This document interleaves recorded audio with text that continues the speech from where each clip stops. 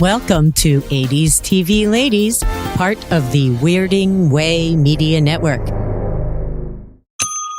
Please note, we recorded our interview with Paul Kreppel before the SAG-AFTRA strike, and we stand in support of the writers and actors' strikes.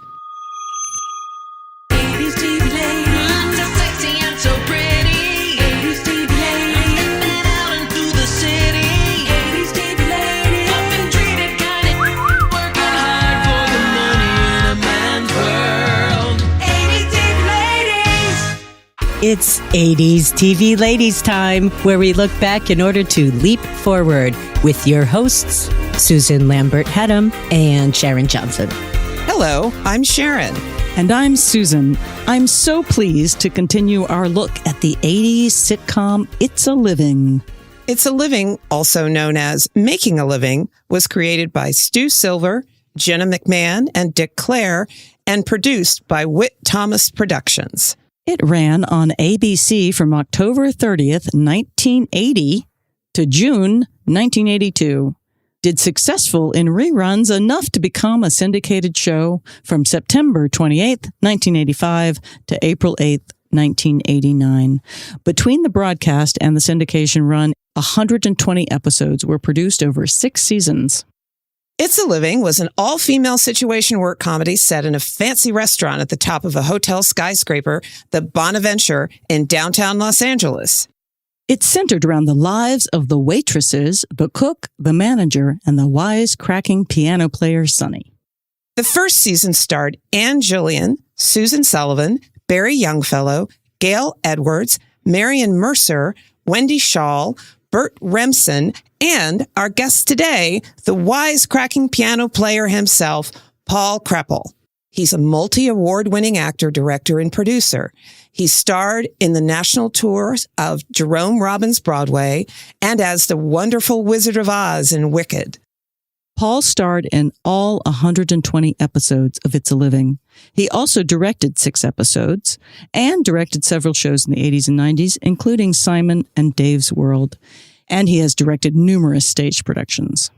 Paul won a Tony Award and Ovation Award for co-producing, directing, and conceiving the show Jay Johnson, the two and only.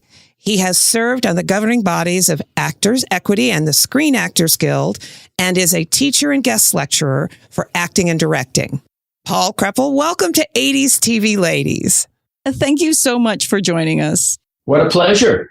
We're really, really looking forward to having this conversation with you. And vice versa. I know, we started even beforehand. I know. Well, the 80s, that's when I was doing most of my television in the 80s, so I'm here to Fantastic. Talk. And the show I was on was mainly women-driven. And you are 80s ladies? Did you grow up? Now I'm going to ask the question. Sure. Did you grow up watching TV in the 80s? And that's made an impact? Oh, yes. Or did you just like the rhyming quality of the 80s ladies? We grew up watching 80s television. I grew up watching 80s television. Sharon and I met in the 80s through a mutual friend talking about mutual love of movies and television. And so we've known each other for a long time. And during pandemic, my husband and I started rewatching 80s shows and 70s shows. And I was like, God, I have a lot of thoughts and questions and things. And so I called up Sharon and said, do you want to do a crazy podcast with me? And she said, yes. And so we've had a lot of fun. We have a group of crazy kids called the 90s TV babies that come on and then give their opinions. We show them episodes from these shows and go, what do you think?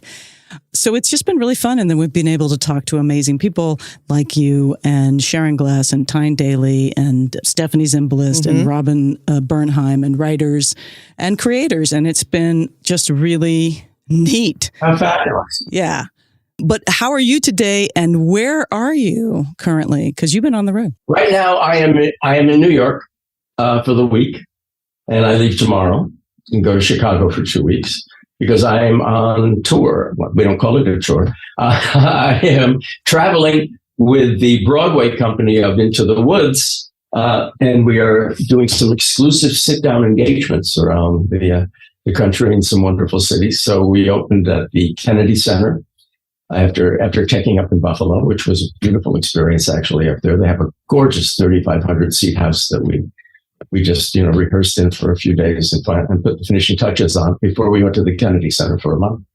And then we went to Boston a couple of weeks, which is where I began my career. So that was thrilling to see some old friends and to walk the streets where I used to live many years ago.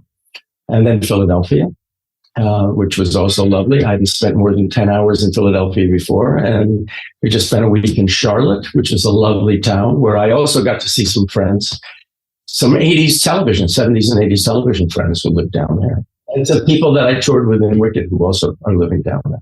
Oh, who did you get to see? Who lives down there?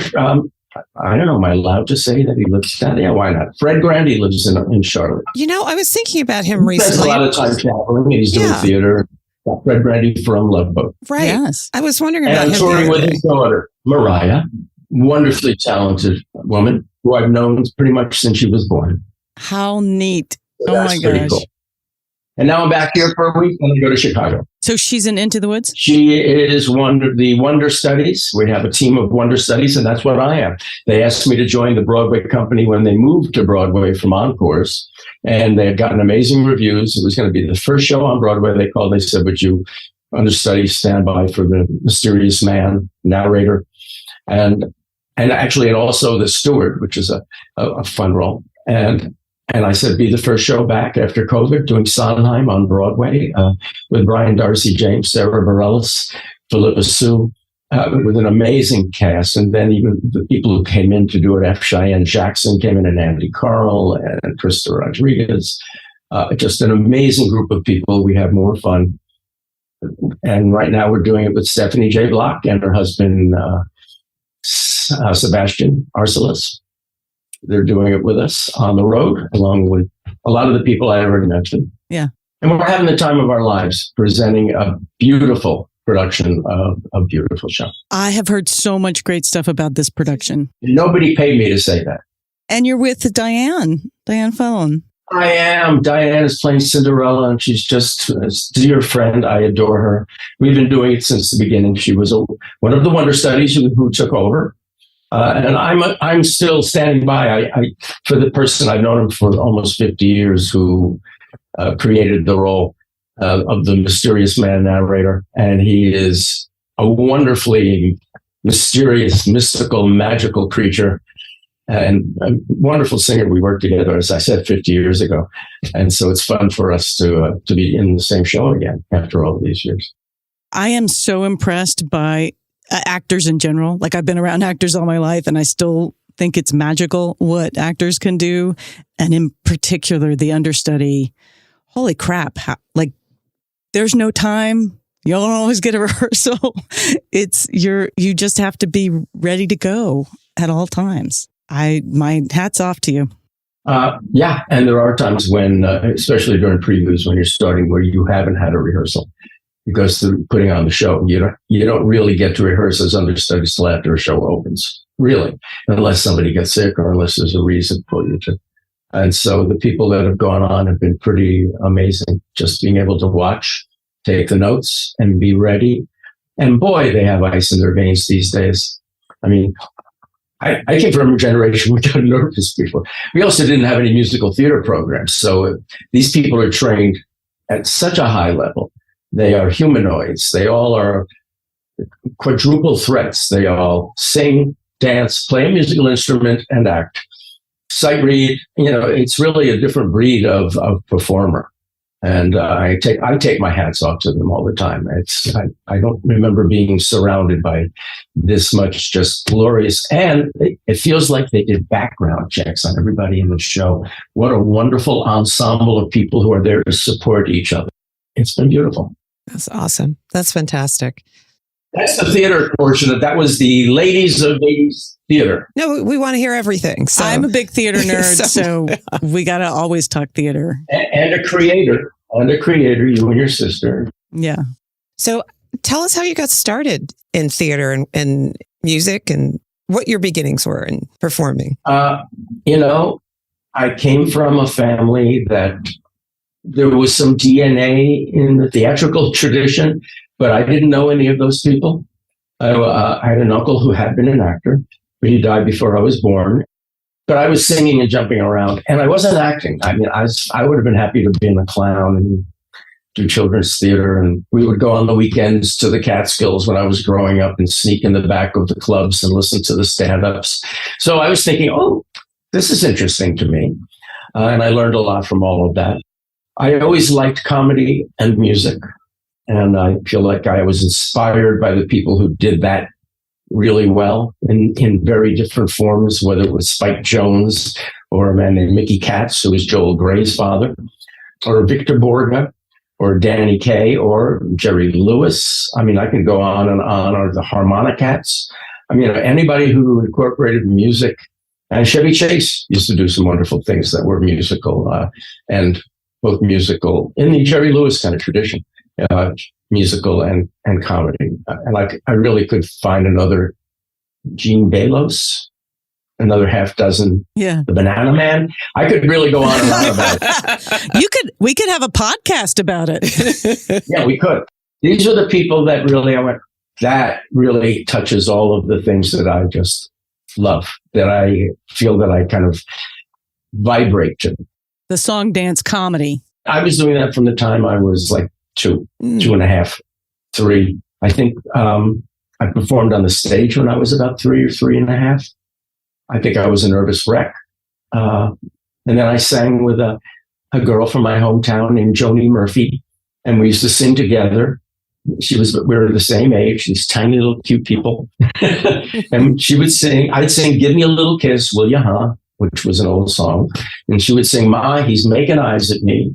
And then together we would sing, "The Bells Are Ringing for Me and My Gal." Yeah, that was our little routine that we did. That's a little storytelling. And we are still in touch. We are still in touch. And her daughter is a wonderful writer who was the writer, creator of the show Made, which is been up for some awards. Yeah. The Mae West. Yeah, it's great. Oh, yeah, Molly Miss. There's something about DNA. Oh, yeah, absolutely. When did you start playing piano? I don't play the piano. Really? I saw that you'd gone to Emerson College in Boston, so I thought maybe you had were playing an instrument. And wait, all right. So you actually Emerson didn't have a music department. Okay. At that point. I was always very musical, but I played accordion for about 2 minutes. I play a mean dashboard of a car, and I was in a rock band, and I did play a couple of songs on the organ that we used. I can kick butt on 96 Tears. And when I got hired to do It's a Living, they knew I didn't play the piano. I was going to say, did you do the actor thing of like, oh yeah, of course? No. But I knew that I could play some block chords, and I said, I can do the pilot, because I knew what was in the pilot, and it was simple stuff. But I walked on the set, and by then, I think we rehearsed on the set, and I met all of those wonderful women, and I said to the producers, and my manager at the time, a wonderful man named Scott Shukat, he was a keyboard player and a singer, and so he was going to help me just learn some block chords, because all I had to sing were like 2 little songs. My character was an afterthought. They just kind of threw in a couple of bits into the pilot after everything else was written. And I was only going to be in 6 episodes. And then I ended up doing every episode, so that was a blessing. So I was going to say that I looked at the set and I said, you know what? The block chords are not good enough. I can get through the pilot, but if this goes on, he should play better than I can play. And I think that he's a man who has great talent, but no taste. And that's the way I explained it to them. And they liked that idea. And so after we got going, there was a musician strike. So that was very difficult because I wouldn't work if they had a scab. And a Screen Actors Guild strike. Was it around the same time? Actually, the Screen Actors Guild strike started the day before we were going to tape our first episode after we got picked up. So we had camera blocking, I think. I'm pretty sure we had camera blocking, and then we shut down.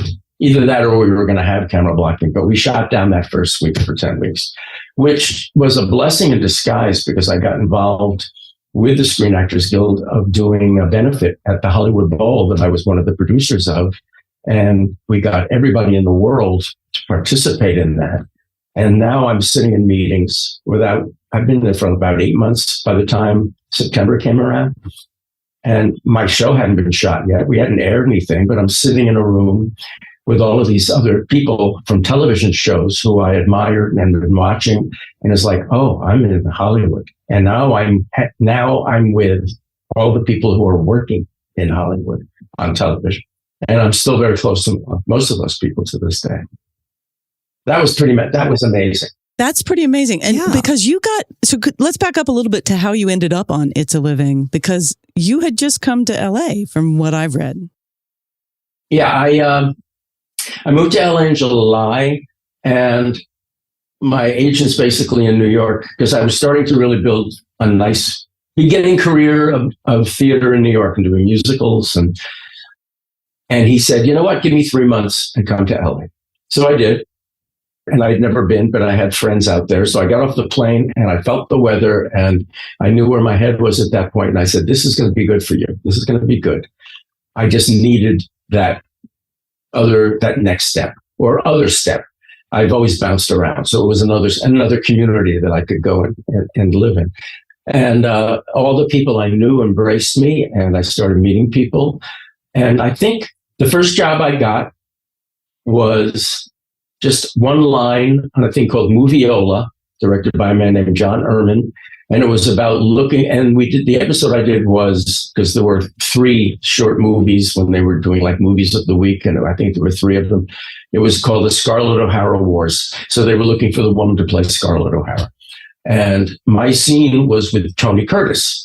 So the people who are watching you and your show probably know who Tony Curtis is. I'm always amazed that younger people had no idea who Tony Curtis was until I mentioned his daughter, Jamie. And I had a scene with him. And I had a line with him. Mm-hmm. And he couldn't have been nicer. And I said to the director, John Erman, can I look through the camera? That was my first day in the first job. And he looked at me and he went, sure. I wanted to look through the lens. Because I directed theater and I knew I'd be interested in doing it. And it was a lovely experience. And that was the first thing I ever did. And Barry Youngfellow, who became possibly my best friend throughout the It's a Living years, played Joan Crawford on that. And we didn't know each other yet. So I don't know, everything ties together. And it was cast by dear people their family is now my dearest friends. It was cast by Pat Harris. And I had met her. And she just found a way to give me a line. She said, I like your voice. And I got a line making delivery to Tony Curtis. And I'm still very close to both of her daughters to this day, who are both in the industry. You know, it's, I like people mm-hmm. and I like the energy of what I do. I like the creative energy of performing arts. And if I wasn't having this career that I have managed to bounce around and have, I would have been happy doing anything else as long as I was in the room. That is so cool. So let's go back to how you got on It's a Living. Do you remember? Well, fascinating enough, one of my agents, a man named Peter Young's sister, Rhonda Young, was the casting director for It's a Living. And when you got to see this guy. And when they added the character, she called Peter. I don't think I had met Rhonda yet. And he called me right up because he knew that I had just come out from New York, where I was doing a lot of musicals. And they said they need somebody, and he knew I could be a jerk. And they need somebody who's going to be a lounge lizard on the show.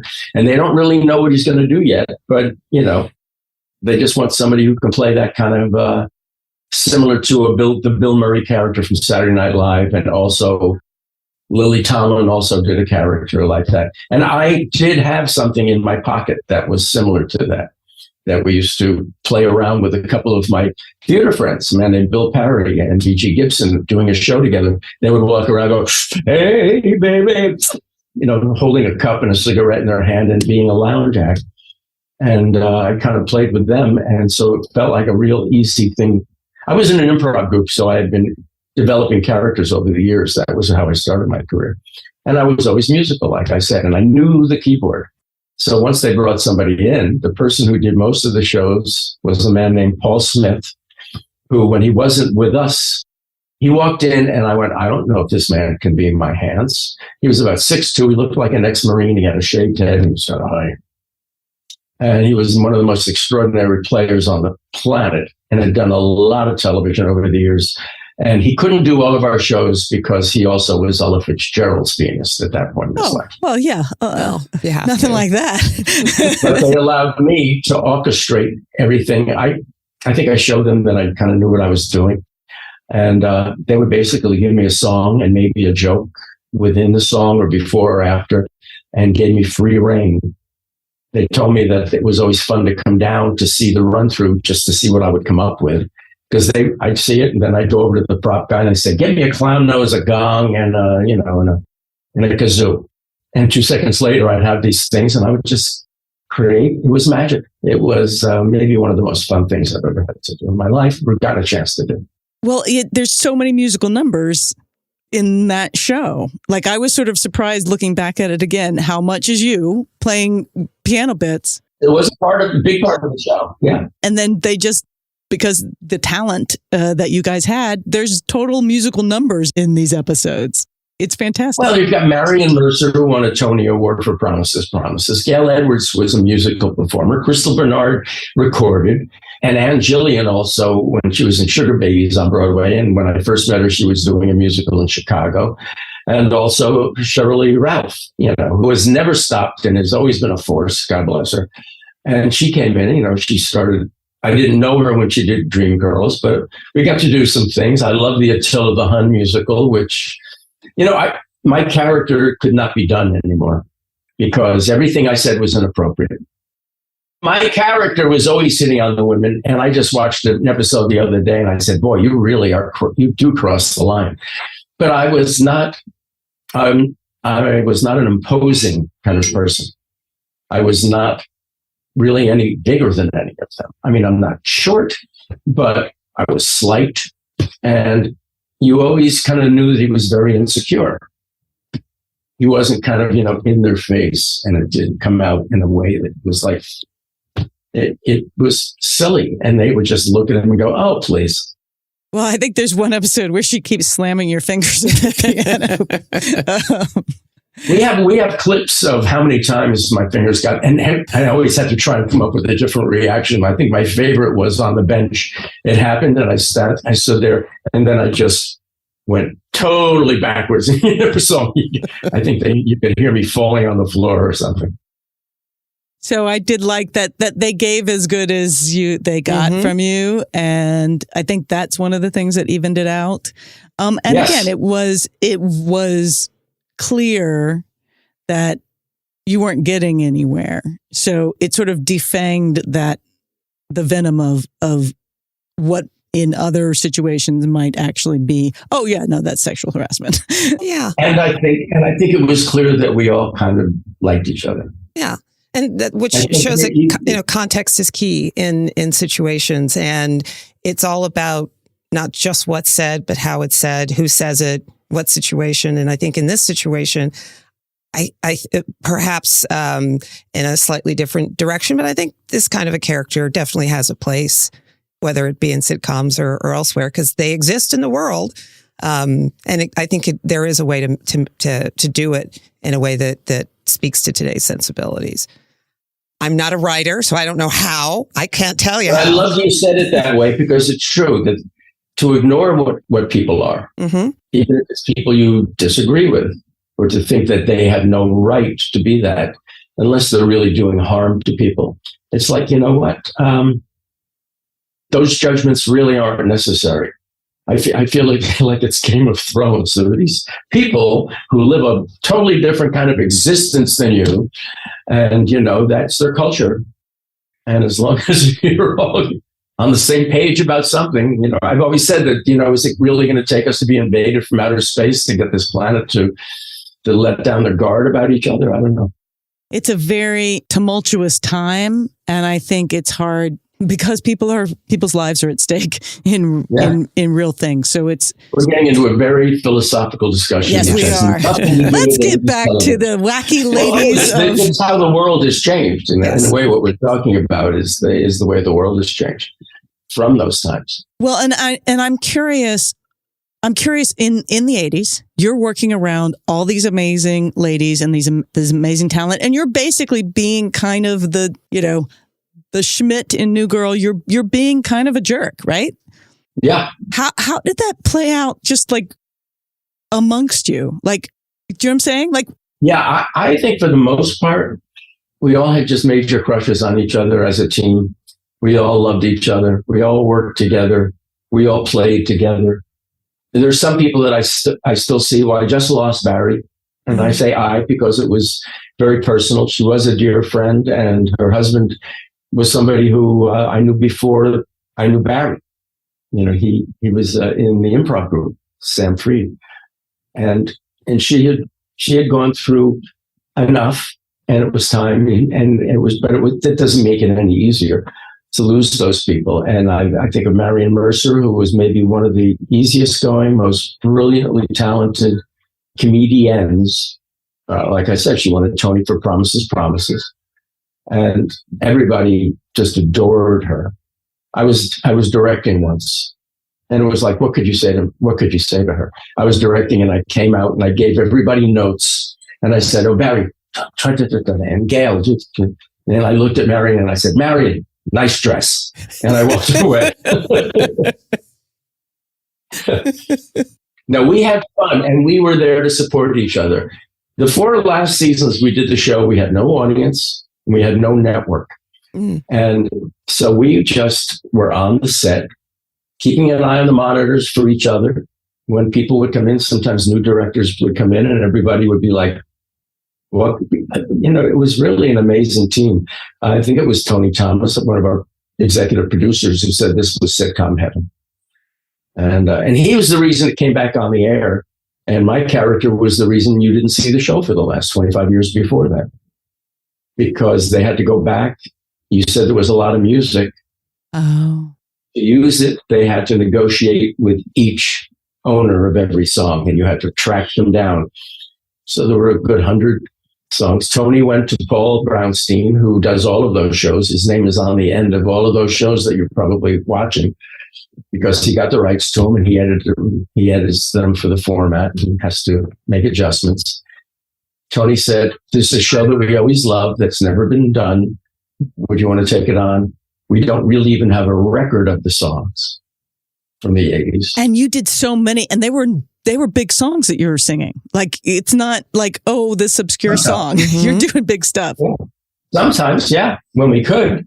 I think we lost 7 episodes when he made the transfer, just because he said he had to go and find these people. But he said, "Look, this is just, it's favored nations. Here's how much I can pay." And if they said no, it was like, okay. He either took it out of the episode because they had to make them a little shorter anyway, or if it was integral to the plot, he said, "Well, this is one episode we won't be using." Oh, that's so interesting. Wow. I hadn't thought of that. A lot went into it. He spent a lot of time, and he got in touch with me and he said, "I just want you to know I'm editing these shows and you are making me laugh." And so he and I have become friends since then. So that was kind of sweet. That was nice to hear. That is so nice to hear. And it's one of the things we talk about when we can't figure out why a show doesn't have outing. It's like, okay, it might be the music. Mm-hmm. So it was off the radar. We were off the radar for like 25 years before it came back. I think infamously Wonder Years was one of those shows that had a lot of clearance issues because of the music on that show. And for some reason, China Beach is coming to mind. I mean, mostly 80s shows. Obviously, this was before the VCR came along. Sharon, that's very good. I haven't heard China Beach mentioned in 20 years. Yeah, I could be wrong, but was Seal Award in China Beach? For some reason, her name just popped into my head when you said it, but I don't remember. Dana Delaney. I know Mark Helgenberger was one of the nurses also. Oh yes, maybe I'm thinking of actually. Of Mark. And of course, this was a time when one couldn't watch all the shows. Susan mentioned our mutual friend who introduced us, and I used to tape some things for her because she wasn't able to tape them for herself. Well, and also because she wanted, like we needed to tape something on ABC and CBS, because we were both in film school at the time, our friend Brittany, and so I'd be like, okay, I'm going to tape this You tape that, and then we'll trade tapes. Now we can do all of that. Yeah. In the 70s, if you were doing theater in the 70s, you never really saw any television because you were working during prime time. Right. And you didn't have the way of taping things necessarily. And so I think some people were telling me that I had never seen The Odd Couple, which was even before that, the television show, because they were doing theater. And they was like, that was good. I was like, yeah, the show. Just because you hadn't seen it didn't make it not good. You just were too busy to see it until later on. It's been interesting to be alive and old enough to pay attention to all these things as this evolution has happened from you see it or you watch it when it airs or you miss it to everything just about at your fingertips, except some of the things from back before they had to think about clearing things like music and having music rights. It's been very interesting. You're at the beginning of that journey. Imagine how I feel. I pretty much remember the beginning of television. I mean, maybe not the first day, but I was like, I remember early 50s television because I was from upstate New York, and Schenectady had one of the first stations, RGB. I don't remember. Don't. I won't quote you. But I remember dinner time, 6:30 to 6:45, I think it would be. The Earl Pudney trio or quartet would play dinner music for 15 minutes. But I remember that name. Earl Pudney to me is like a great name. How do you forget that? You don't forget things like that. So I just remember watching a lot of the development of TV, the experiments, the Ernie Koufaxes and Sid Caesar and all of the beginnings of these creative people who were experimenting with the form and coming up with some really unique things. And so I'm curious, speaking of the creators of It's a Living were Stu Silver. Oh, yeah, we're supposed to talk about It's a Living. I know, I'm going to keep bringing us back around, but I love hearing about all this other stuff too. Did you work closely with Dick Clare and Jenna McMahon? I believe that was an idea that they had. And they approached Tony and Paul. They were never involved. I think they bought me. I don't know how the arrangement they made, but I think it was their idea. And then Tony and Paul decided to do it, about 80s women. And then they brought in, who else's name do you have there? I have, I know that the Tom Whedon came on, I think, later seasons. Yeah, love Tom. Yeah. And his family. I'm still in touch with his kids. Josh and Jeb. Well, Josh, I saw at his memorial, and we had a nice long talk, because Josh came on the set when he was like in his early 20s a couple of times, and he was around. And I remember him well. I like people's kids. I like knowing people's families. I like just to see all of that. And so that I felt very blessed that I got to just be there for Tom's memorial, because a dear man. And he used to write. We got to a point in the show, the last 2 seasons, where they were trying to save some money. All of a sudden, an episode came along, and I didn't have anything to sing. And I went, okay. And then the next episode didn't have a song.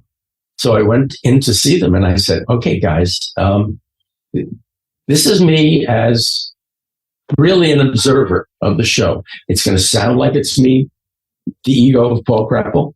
But one of the unique things about this show is my character sitting down and doing something silly. It's an energy that is integral to this show that doesn't exist in any other show.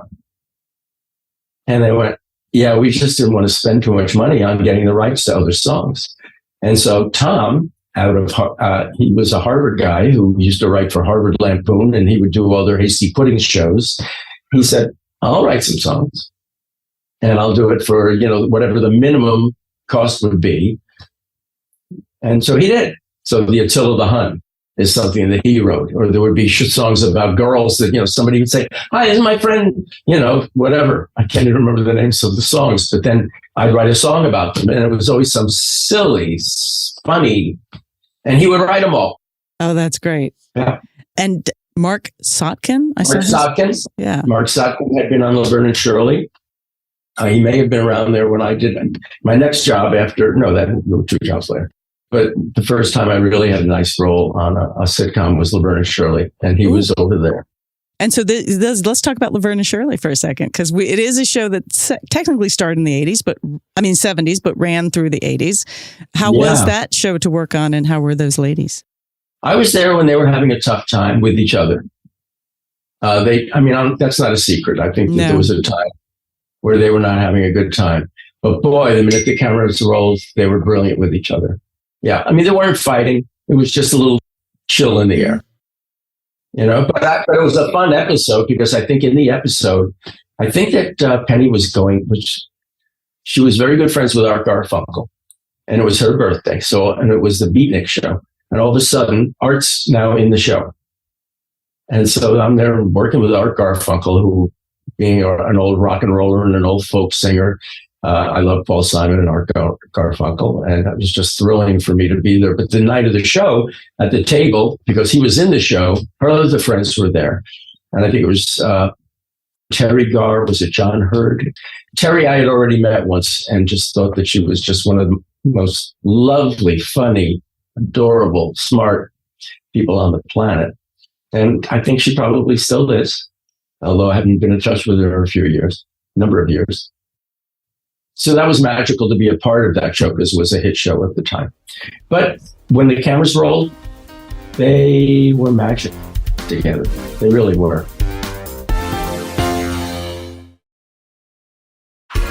And then you worked on a Remington Steele.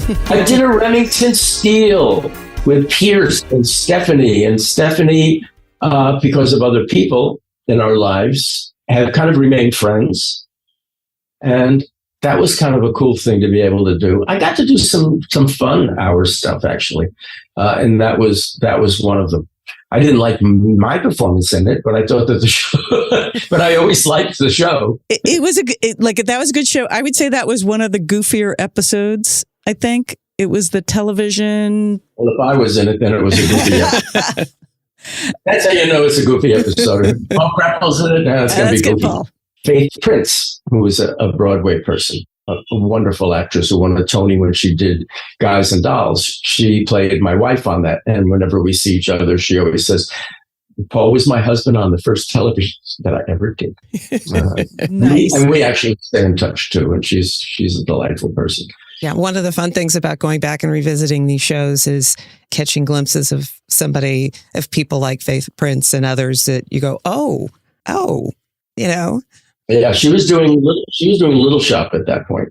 It was a great time to be out there. Certainly for me, it was a great time to be out there. The things I got to do, whether it was Love Boat, Fantasy Island, to do Fantasy Island with Bob Denver. Oh, fun. Fantasy Island. Welcome to Fantasy Island with Bob Denver. How was that? He was so sweet. We had a really good time. We were talking about It's a Living was on the air for a few years at that point, had been on and then off. And he said, I really like your work in that show. And I said, and I go back far enough to remember you from Dobie Gillis playing Maynard G. Krebs. And he went, that's nice to hear, because everybody always says Gilligan, and which means a lot to me. But, it's nice to know that people know me for other things. And then he started talking about being pigeonholed. He said, because it's so hard to break out when you're recognized and thought of as being one thing. And I said, I know, because of even just doing It's a Living, it's like every role I get is for somebody wearing a tuxedo. And I said, once I got hired to play a magician at a wedding. He wasn't wearing a tuxedo, but you knew he owned one. And we laughed about that. And then the AD came over and said, okay, first team, you're in. And we were getting ready to go in. And the guy said to Bob, are you going to wear that hat? He said, I got to wear the hat. If I don't wear the hat, nobody's going to know who I am. And I went, Bob, don't you know what you just said? Our conversation was just like, it's a chance not to wear the hat. He was a doll. We had a good time. Yeah. And Apollonia was on it before she was Apollonia. Her name was Patty Kotara. And I haven't seen her in forever, but the last time I ran into her, I went over and said, hey, we did. And before I could get it out of my mouth, she says, I know who you are. We did Fantasy Island together. She was lovely. Oh my gosh. That is fantastic. And that's actually another thing that's changed about television these days, because back then you would see actors on fantasy islands and guest starring on other shows while they were doing their show. And there's just not a lot of that these days, probably because of scheduling and people have other things to do. But I kind of miss that too. It's kind of fun. It is kind of fun. But now with all the streaming shows, people can do 3 series. Mm-hmm. We're doing 3 series. We're going to make these 5 episodes here, and then you're going to go and work on that show. But because of my union involvement, I ended up knowing a lot of people. But one night I was leaving, and people said, "Oh, Tom Hanks is here to see the show." And I went, if I have to go, no, he's here to see the people that did the show. And I don't want to go and have to remind him of who I am. I haven't seen him in 30 years. So I started to leave, and they said, "Oh, Martin Short and Andrea Martin are here." I went, "Okay, I got to go back in." I went to college with Andrea, and I've known Marty forever, and they both are Godspell people, so we're part of that same universe, and I had just been in touch with them. So I walked in, and they yelled out my name, and I went over to give them a hug, and I looked at everybody else in the cast, and I said, "I told you I knew famous people." I'm known as the person who knows everybody in the business. And then Tom and I talked for 2 seconds, and we already went all the way back to doing promos for ABC. He said, "I think we probably were good actors." And first of all, that Tom Hanks would even put me in a sentence with him as being a good actor. And he said, "I think we probably were good actors, but I think we got hired because of our hair." Because he remembered, we both had hair. Yes. And when he was doing Bosom Buddies is when we were doing the first season of It's a Living. So, and we had this same director. So we knew each other through those times. Oh, that's right. And that was just such a treat to see the 3 of them. And yeah. At one point, I said to Tom, I said, "We got to get a picture." And he said, yeah. So I looked at Marty and said, "Marty, I want to get a picture with somebody famous. Would you take it?" But we got a picture of all of us. And Tom is looking in like he's photobombing me with Andrea. He's like, "Oh, that's fantastic." It's because these people just have such good spirits, and they're all just a joy, and there's the laughter. These are people who enjoy doing what they do. I don't think anybody would disagree with knowing just how passionate and caring Tom Hanks is, because he expresses it a lot. But Andrea's the same way, and Marty's the same way. They just love what they do, and that makes it a treat. And my cast in Into the Woods is filled with people who love what they do, and we support each other. Every time a new person goes on in a new role, we meet right before the curtain, get in a circle. We do a whole thing with a circle, just to lift them up and then send them into the woods. And it's pretty beautiful. That's awesome. Okay, back to TV in the 80s. Back to TV in the 80s. Well, actually, I have a question. Speaking about It's a Living, can you tell us how it came about that you began directing some episodes of the show? Stu Silver was the one who created my character. He's the other name you didn't get to on the list of the writers. Stu Silver, who now lives in Rochester, and we just saw each other a couple of years ago. And I started directing because I had been directing theater, and I was interested in pursuing it. And I just started following people around, and a lot of it had to do with Jay Sandrich, who was my mentor, maybe one of my dearest friends. He was my father, uncle, brother, friend, mentor, dear man. Lost him about 2 years ago now.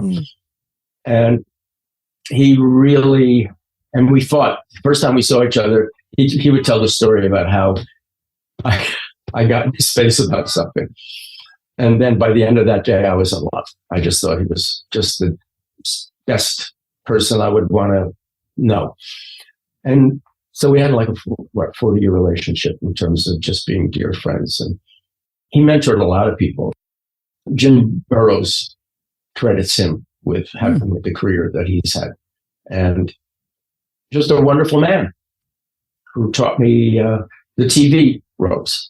And so that was part of my deal. We did it for 2.5 seasons. And then I was even thinking of moving into production. And then they said, we're going to do the show again. Do you want to do it? And I said, and they had already talked to other people. And I said, I would love to, but I would love to direct. I'd love to be able to direct. And they say, we will do everything we can to make that happen. And because Anne was going through things when we first came back that first season, they said, you know what? We're going to be around more than one season. So We don't want to put any stress on anybody. Not that it would have been, but I said, I understand. So the next season I got to direct, I think 2. And then the next season 3. I forget how many. IMDb says 6. You directed 6, I think. So I did direct 6. Yeah. And then there were a couple of compilation shows. But I was ready for it, and I knew the entire crew, and I knew the cast, and they were there to support me. It was the best way to be able to get into it. It was just always something I was interested in doing. That's fantastic that you were able to get that opportunity. Yeah. And I still direct. We created a show with Jay Johnson, who was on Soap, who I knew. And we approached him about creating a show for him, my girlfriend and I. And we did. And we didn't. To me, it's always about the process. My goals are not, build it and they will come. Or they won't. And it's never about the result. It's like, was it a good process? Did you feel like you created something? Then if 10 people saw it and found it great. If a million people did, I guess better, as long as it was a good process. So we went to Broadway with Jay's show, which was pretty darn wonderful, if I do say so myself, because he was so compelling and he's so good at what he does. And it was a hard sell on Broadway, but we won a Tony. We won a special theatrical event Tony for that show. And so tell us a little bit more about that. I mean, winning a Tony. Yeah. Did you think you were going to win? Well, there were only 2 things in the category. Oh my gosh. But they still created the category because they said both shows are worthy, so let's do it. We didn't know. It was a toss-up. For our listeners, this is Jay Johnson, The Two and Only. Is that the name of the show? Yeah, and actually, the show is 17 years old. There is a video of it that is on Amazon, actually. You can rent it. And it's pretty representative. I think they did a really beautiful job. I was not involved with the actual making of the video. It's when I was on tour doing Wicked and having a blast doing that. I've gone back to doing more theater, but I'm looking forward to going back to LA and possibly I want to be the old man. I want to be the old man. People say, well, first of all, you seem younger than you are because I am getting old. And I say, but you know what? I don't mind being this age. I've waited a long time to be this age. Do you think this is one of your ages? This is one of your good ages. Oh, I've been playing the old man for 50 years, but now I actually don't have to put on any makeup. Yeah, I don't know what the future is for me in terms of how much work I'll be doing. I don't pursue it. I never really did. I don't pursue it, per se. This thing fell into my lap on Broadway. I had an audition for it when they did it at Encores, and I got a call on a Friday saying, very quickly, they're moving to Broadway, and the casting people who had done Wicked thought you'd be great for it. Are you interested? But the creatives don't really know you. They want to hear you sing. And they couldn't find anything on YouTube. And I went, there's about 120 half hours someplace on YouTube. But they're 40 years old. So I said, well, when do they want to hear it? And they said, well, you have to make them a self-tape now. So I got all this equipment here for self-tapes. But it was like, now? Okay. I handed Murphy my phone. I picked up my guitar, which is over my shoulder. Someplace. Mm-hmm. I see it. That's the neck of the guitar. You see the neck? It is. I picked up my guitar. I sang one verse of a 60 song, Jerry and the Pacemakers, Don't Let the Sun Catch You Crying. I sent it to them Monday morning. They said, you start tomorrow. I said, that's my Broadway audition. That's my Broadway audition. And I got it. Nice. I'm going at this the wrong way. You got to just throw it out there. And it's been a treat. It's been a treat. And I have 2 amazing kids. What more can I say? I felt very much a part of the television scene in the 80s and the relationships that I have out there. I miss the people out in LA because I've been in New York since before COVID most of the time. You did one season with Louise Lasser. I'm curious about that. Oh. Louise is such a unique talent. She does what she does like nobody else. I always said, and she's teaching. And I said, so Louise, if people know who she is, Louise was married to Woody Allen. She starred in a couple of his first films. She did Mary Hartman. she went through some tough times with that while that was going on. They did a half an hour a day, and it was a comedy. And after I got to meet her, I thought, wow, that had to have been tough for her and everybody else. She has her own way of doing things. I mean, I'm not here to talk bad about anybody. It was not easy. But I always said that if she's teaching comedy, because everybody always knows the secret of comedy, first of all, faster and louder. But Louise was brilliant. And I said, so for her, the secret of comedy is slower and softer. She was like, she'd be the only one who could pull it off because she was just so unique. At the first reading, you sit down and you read the script, and it's for the producers and the writers to hear it so they can go and make corrections. And she's just meeting us all, and she sits down, and Jay Sanders, they brought him in to direct the first episode. And her name of her character is Maggie. And so the stage direction is Jay reads it and goes, all right, everybody, welcome Louise Lasher. Yeah. Maggie enters and crosses to Jan. And then Louise said, hi, Jan. Can I say Jan hi? Because hi, Jan seems very intimate and I'm just meeting her. So can I say Jan hi? And we all went. Jay said, sure. And he said, Maggie enters and crosses to Jan. And she says, hello, Jan. I feel that hi was too intimate. Can I say hello? And that's kind of what it was like for her. And God bless her. I got along with her great because I respected her talent and knew that. That is fantastic. Everybody has their own process. Mm-hmm.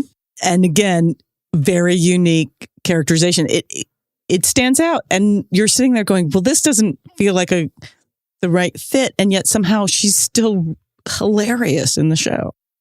Yeah. But it was for one season, and they changed the name. I think they thought "It's a Living" sounded ethnic, and then they got rid of Susan. Didn't get rid of. They did not bring back Susan Sullivan and Wendy Shaw, and they brought in Louise Lasser and changed it to "Making a Living." Yeah. So they brought a very New York Jewish sensibility into the show and got rid of these two. Chicks or goddesses. Yes, it was a very different cast ensemble. And I love that first cast. You know what? Every cast was pretty wonderful to work with. They were all just wonderful people to root. It was a treat.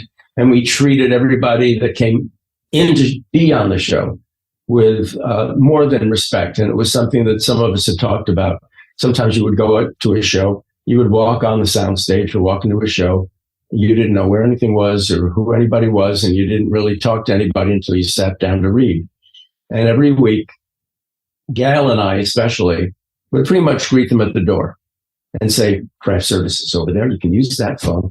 And your dressing room, if you need to know when you need anything, just come to us. And then we would sit down, and by the time they would do the read, they would feel like they were part of the show. And that's the way we were trained. And to me, that's the theater way of doing things. And it's the way everybody should be doing things. Marion Mercer, I was there when she went to the network for It's a Living. And I think being in the room with her calmed me down because she was so nervous. And I already knew and loved her and was just thrilled to be standing next to her to go in front of the big shots at ABC at the time. And the fact that she was nervous kind of calmed you down. Yeah, it was like, well, if she's nervous, then it's okay to be nervous. And then I wasn't as nervous. Now you're going physically into the network at the time. Yeah, when you go to the network, you basically sign a piece of paper that tells you how much money you're going to make for the next 7 years, which makes your head explode because you've already spent it now in your mind. And you haven't even gotten the job yet. So now you're going to go, it's like, it's the 64, it's I want to be a millionaire, or the $64,000 question is the first question. It's all, and there's no guarantees, but that's, psychologically, but it's almost a test. If you can do that, then you're going to be okay on the show, I think, is some of maybe the way. I don't think anybody thought about it, but I'm very aware of psychologically what each step does. And when you're in there, don't expect them to laugh unless the head of the network is laughing. They're all kind of looking out of the corner of their eye to see if their boss is liking it. And then they'll all laugh. Oh my God. And so I am curious about that. Like, 'cause it's on for 2 seasons, you get canceled. And then we were off for 3.5 years. And in that little lapse of time, somebody who was very good at syndicating things put a package together all of the Whit Thomas shows, because they had 4 shows on that one year. Make Room for Daddy, Us. Anyway, there were 4 shows, or 3. And they put them together as a package, Summer Gold. And they started showing it down in Texas. And our show started getting these ratings through the roof down there. And somebody said, let's syndicate it. Let's do it. Let's work with Lorimar, which was a company that I think was eventually bought by Warner Brothers. And then Dick Robertson was the president. And he agreed, and they left us alone. Nobody was there telling you, I think that the person just closed it wrong, or I think, they didn't have network executives. And I remember at one Christmas party, one year, at a Christmas party for Lorimar, I was talking to Dick Robertson. And he said, I really like you on the show. And he said, I think you guys may be around next year. He kind of inferred that we hadn't gotten. I said, from your mouth to your ears. It was all up to him. So you heard rumor that it was coming back before. It wasn't just like a cold call of like, oh, we're back. Can we put the band back together? You kind of heard it was happening. No, they had kind of worked out a deal that if they could get certain members, I think, together, that we would do it again with the same cast. And we all loved doing the show with each other. It was like summer stock. It was like doing theater. It didn't feel like we were doing it. And there are shows that have that feel, and especially for a sitcom, you're doing a new script every week. On an hour show, sometimes you don't see your co-stars. You don't see the people who are in the show because you're in a shot here and working with one other person. And sometimes you don't see the other stars because they are doing other things in that episode, and it's locations. But when you're doing a sitcom, you show up on the first day of rehearsal, read around the table, and you hang out. It's different now. It's different. I went and I observed on a show, and it was a little upsetting to me because I do love people. They were rehearsing. And then it was time. He said, okay, we're on a break. Well, when we used to be on a break, that's when we would talk to each other. Maybe you'd get something to drink, some water or a tea, or go to the bathroom. And now when they say, okay, we're on a 10-minute break, everybody sits there and they take out their phone and they stare at the phone for 10 minutes. And then they go, okay, we're back. And I said, you guys don't talk to each other. How do you get to know each other? What a concept, talking to each other. And that's a different time. That's a different time. And I understand it. And it's, I'm not exactly saying get off my lawn, but it's me. It's the experience that I've been through saying things that's different. I don't know how I feel about it. First, Ann Gillian's shot to fame. Like, she became the sex symbol from that show in the first season, basically. Yeah. And that was kind of planned out that way. I mean, she had done that on Broadway in Sugar Babies. She kind of took off playing that's a similar kind of character. And she was good at it. And she'd been around for a long time. She's in the movie of Gypsy as little baby June. Yeah. So she had a good theater background and she had done some film work. But it was kind of expected with her character, I think. I don't think anybody was surprised. And she and I used to do some things for ABC together. We would go and do stuff together and so on. And she was just a theater. She was just one of those people who loved hanging around. She was a broad. She was, or the guys, it's just those people who you hang around and the camaraderie there, and they're all talented. So she was the breakout character in terms of getting on covers of things. The other women were all fine and great and worked wonderfully well together. I'm still in touch with Gail. I have not seen Crystal, and I adore Crystal. I haven't seen Crystal in years. I hope she's well. I run into Sharon because we both did Wicked. I actually went to see the show because a friend of mine was going on in the New York company. And I walked past the stage manager's office and I see this beautiful woman sitting there. And I walked by and my friend said to me at the same moment, the stage manager said to her that's so-and-so. My friend is saying, that's our new Morrible, Shirley Ralph. And the stage manager was saying, oh, he played the wizard at Paul Kreppel. And you could hear us both yelling out the other person's name and then running to each other. And she's a force. She knows what she wants, and she just puts it out there and makes things happen. And I respect that. All right. And so I have a couple of questions from my sister. She's like, I have questions. So you can answer them or not, because they're not official from us. Okay. Were there any romances amongst the It's a Living cast? If not romances, maybe just dalliances. What's a dalliance? Whatever you want it to be. A dalliance. There was a lot of flirting. I had a crush on all the women. And I think that there were times when they, maybe not all, but, that it was reciprocal. But but nothing ever, no, brothers and sisters, and just loving, because of the way my character interacted with them. Anything that I said that wasn't just totally inappropriate was acceptable. So yeah, there was a lot of flirting and a lot of playfulness, and we were there together.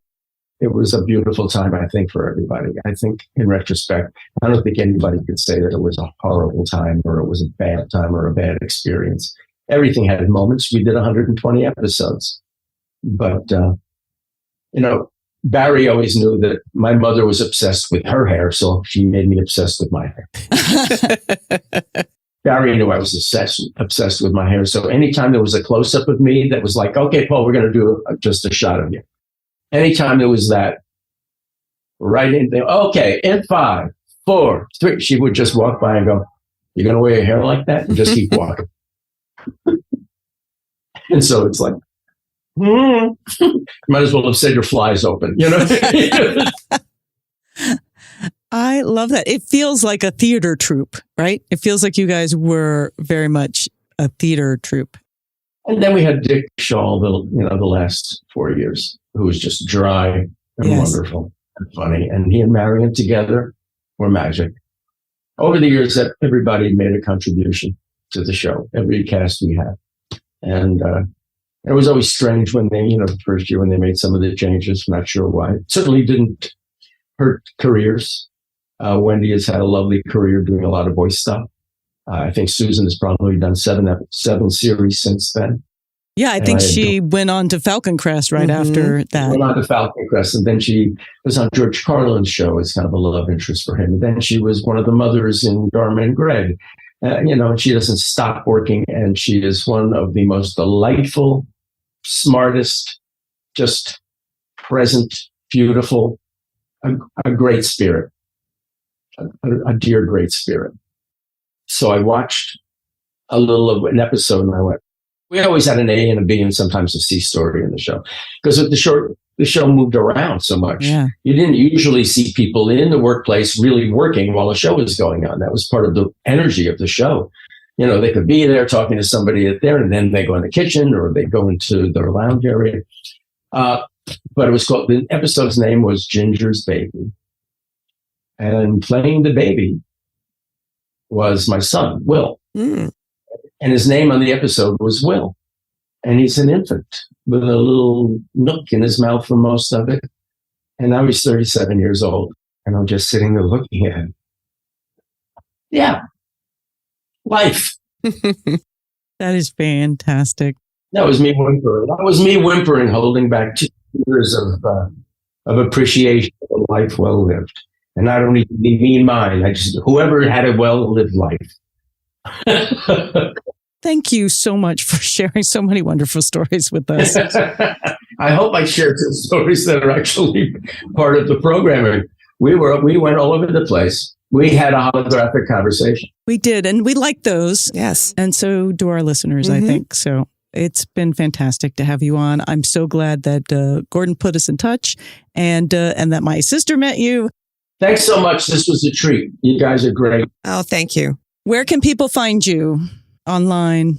PaulKreppel.com. I do have a website, paulkreppel.com. I'm on Twitter, Paul Kreppel. Although my niece has become very popular. Who's your niece? Oh, her name's Kelsey Kreppel. Oh. She's my only niece. So she's my favorite niece. Oh, well. I have 2 incredible kids. I really feel blessed. Oh, that's fantastic. That's great. And my girlfriend wrote a play that we're doing a reading of. It's called Hoofers, and it's about dancers getting together for the 50th anniversary reunion of a Broadway show they did, which is now having a revival. And when they did it, it was the 50th anniversary of the show's original production. So it's like no net dancing, but they were doing it 50 years later. But it's funny and touching. And look further to the theater. Okay, Hoofers. I like it. Hoofers, fantastic. Bertie Cross and her daughter Fiona Landers, they wrote it together. Awesome. What a creative family. You know, this is what I say to young actors. And I'm not the only one that says this. What else do you love doing? Mm-hmm. Do everything you love doing. Create other things. If creating is what you love to do, then find the other areas to create them. Don't sit around waiting for the phone to ring. If that means finding writers or directors or actors who are like-minded, who inspire you or that you inspire, get together with them and create your own stuff. I came to New York because I was in an improv group that had already been in existence, and I came in, and then I contributed to it. It contributed to me. It brought me to New York, and all of a sudden, I didn't know anything about the business. I didn't even want to come to New York, but now I have agents, and I'm being, it's just, you've got to create the opportunities yourself. Because I do know a lot of actors the newer kids actually figure that out, but I know a lot of people sometimes don't. But stay inspired, and some people just say, make sure you have a life, too. Yeah. Great Thank advice. You, Paul. And scene. Thank you so much. Thank you, Sharon. Thank you, Susan. It's been a treat. Thanks. Take care.